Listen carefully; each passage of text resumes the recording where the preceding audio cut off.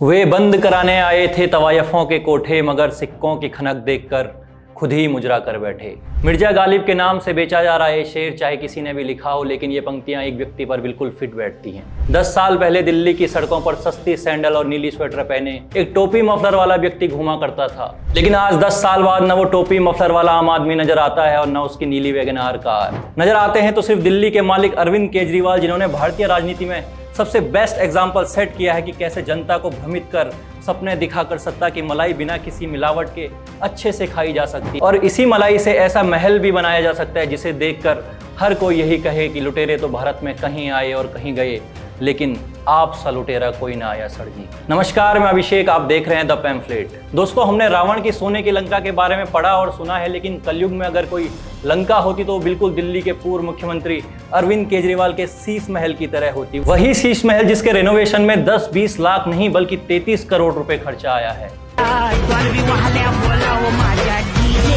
और ये खुलासा हुआ है सीएजी की ऑडिट रिपोर्ट में।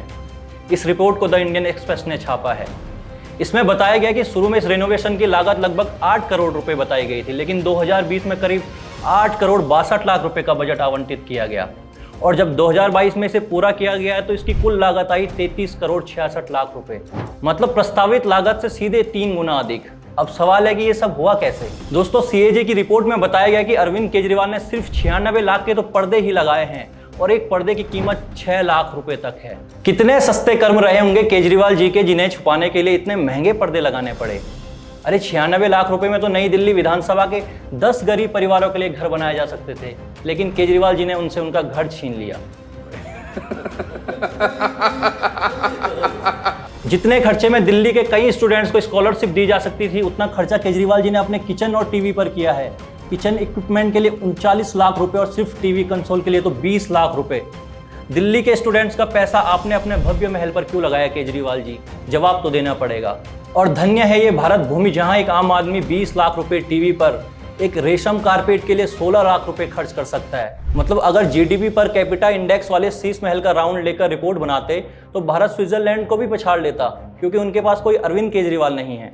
और सिर्फ यही नहीं, और सुनिए, शीश महल में ट्रेडमिल और जिम इक्विपमेंट पर 18,52,000 रुपए खर्च किए गए हैं। ये वो कीमत हो सकती थी जिससे कई झुग्गी बस्तियों में अच्छे खासे शौचालय बनाए जा सकते थे, लेकिन नहीं, अरविंद केजरीवाल जी को तो 18.5 लाख में अपनी एक्सरसाइज करनी थी। दोस्तों, 2014 से पहले का भारत ऐसा था जहां ग्रामीण इलाकों में आम बोलचाल की भाषा में कहा जाता था कि फला नेता ने या फला पार्टी ने हमें शौचालय नहीं दिया और हमारी लेटरिन खा गए।